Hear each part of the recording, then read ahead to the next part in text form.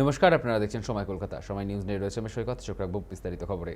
New ব্যারাকপুরে অভিনব football ম্যাচকে ঘিরে জমজমাট উৎসবের আবহ। নিউ ব্যারাকপুরের লেলিনগড় সুভাষ সংঘের মাঠে আয়োজন করা হয় গণপতি ফুটবল। রবিবার এই খেলায় অংশ নেন 40 বছরেরও বেশি বয়সী খেলোয়াড়রা।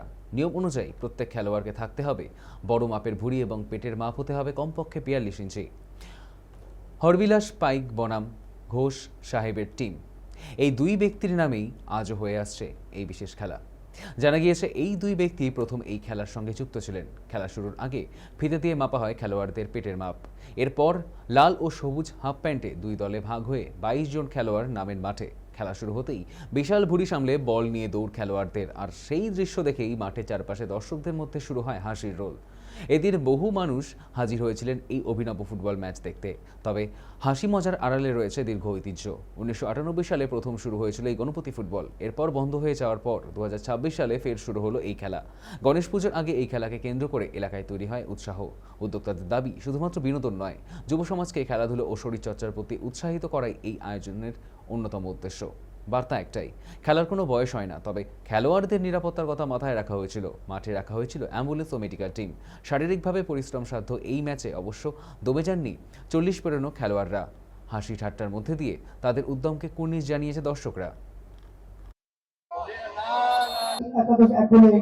বহু বছর পরে আবার নতুন করে হচ্ছে এই খেলাটা অনেকদিন বন্ধ ছিল। আজকে তোমার এখানে এত লোক এসছে, তার মানে বুঝতে পারছেন কতটা জনপ্রিয় এটা খেলাটা।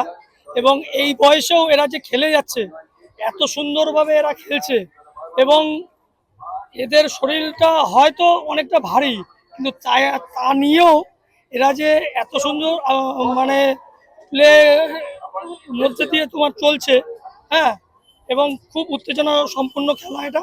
মানে ফুটবল নিয়ে ভুড়িতে খাটি, এরকম খেলা বাবার জন্মে দেখিনি। খুব সুন্দর হচ্ছে খেলা, ভুড়িতে ভুড়িতে লড়াই। এরকম খেলা যেন প্রত্যেক বছর আমরা দেখতে পাই। 2008 বা 7 সালে বন্ধ হয়ে গেছে, 2008 সালে বন্ধ হয়ে গেছিল। তারপর থেকে এখন আবার আমরা রানিং করেছি, এবং আগামী দিনে আমরা আমাদের দর্শকদের মানে প্রতিশ্রুতি দিয়েছি এই খেলা আর আমরা বন্ধ করব না। এত বিনোদনমূলক খেলা, এত আপনাদের এত উৎসাহ আমরা উপভোগ করছি, এবং আমরা আনন্দ পাচ্ছি, এবং আপনারা যেমন আনন্দ পাচ্ছেন আজকে এখানটায় এসে, আপনারা দেখছেন তো দর্শক কেমন হয়েছে। সুতরাং আমরা আনন্দ পাচ্ছি, আপনারা আনন্দ পাচ্ছেন, দর্শক আনন্দ পাচ্ছেন, তিনটে আমরা এক জায়গায় হয়ে গেছে। বিষয়টা এই ফুটবল যে গণপতি ফুটবল টুর্নামেন্ট, এটা একটি বিনোদনমূলক খেলা। এই খেলাটা আমাদের এই লেলিনগড় অঞ্চলে প্রথম যিনি এই খেলাটার উদ্যোক্তা ছিলেন মাননীয় স্বর্গীয় অঞ্জন চক্রবর্তী মহাশয়, ওনারা এই খেলাটার চালু করেছিলেন। তারপরে বিগত প্রায় 12 বছর, 10 থেকে 12 বছর হয়ে গেল এই খেলাটা বন্ধ ছিল। তো আমাদের শিব মন্দির কমিটি পুনরায় এই খেলাটার উদ্যোগ নিয়েছে, এবং এলাকার মানুষ তাদেরকে সাময়িক বিনোদনের জন্য